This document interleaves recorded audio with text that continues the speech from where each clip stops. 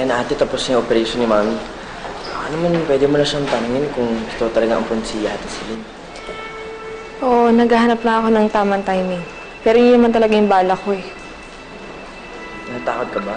Gusto mo samahan kita? Huwag na, ako na lang.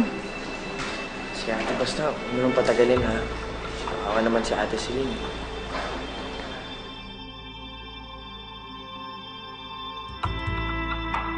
Mami, ito yung tikman mo.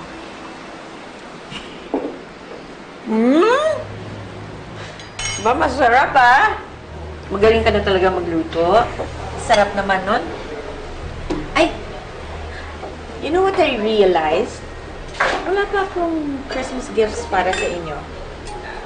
Ikaw, Celine, anong gusto mong Christmas present?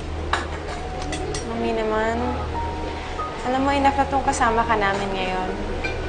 Tagal-tagal ko rin pinagdasal na bumalik po kayo sa amin. Isipin mo yun, ang dami na natin pinagdaanan. Pero ngayong Christmas, magkasama tayo at masaya tayo. That's the best Christmas gift I could ever ask for. Ikaw, Faye, anong gusto mo? Ganon?